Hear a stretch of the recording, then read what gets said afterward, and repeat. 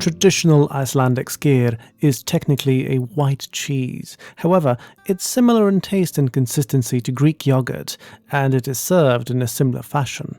Unlike yogurt though, skyr contains no fat. An exact recipe can be found on the blog. The main ingredient is skimmed milk.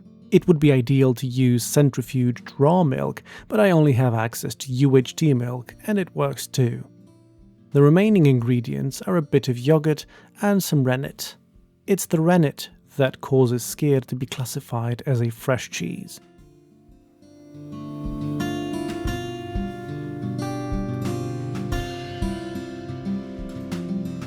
I pour the milk into a pot and heat it up.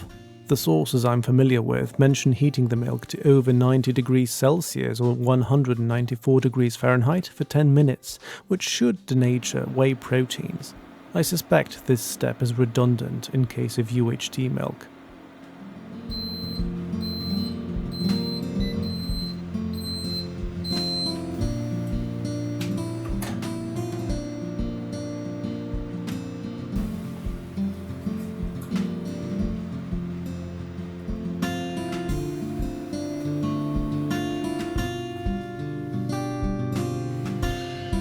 I cool the milk down to 40 degrees Celsius or 104 degrees Fahrenheit. Then I stir in the prepared yogurt. Adding it to hot milk would have killed all the bacteria in it.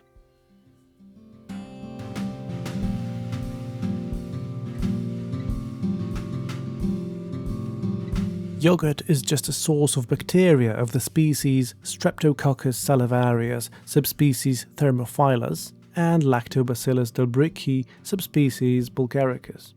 They are the strains responsible for the typical taste of yogurt. Freeze-dried pure strains could be used too, but they're harder to obtain. The bacteria start to digest lactose immediately. Their most important metabolite is lactic acid, which gives dairy products their distinctive tang. The next step is adding rennet. I'm using half the dose recommended by the producer. I dissolve it in a bit of water, then pour it into the milk-yogurt mixture and give it a stir.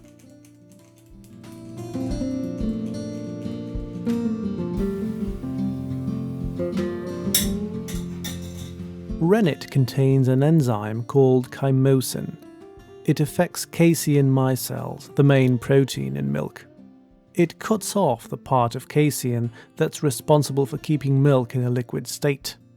The outcome is that milk starts to form curds almost immediately after rennet is added.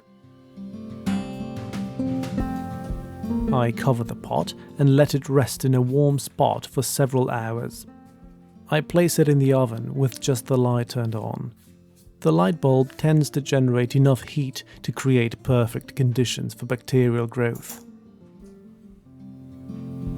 After a few hours, I remove the skyr from the oven.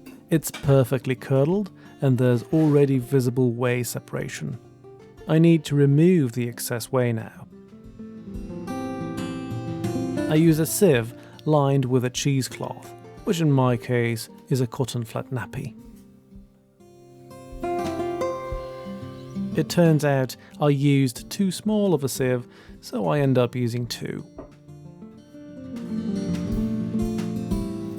The whey will percolate through the cloth, leaving a deliciously thick skyr in the sieves. This process will take a few more hours.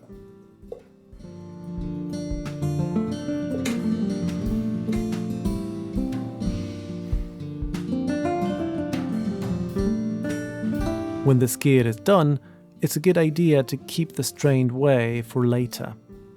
It's a refreshing drink and it can serve as a bacterial starter too. Meanwhile, I'll prepare a quick dessert. I'll whisk the skyr with a bit of vanilla extract and honey. I'll serve it with a garnish of banana and blueberries.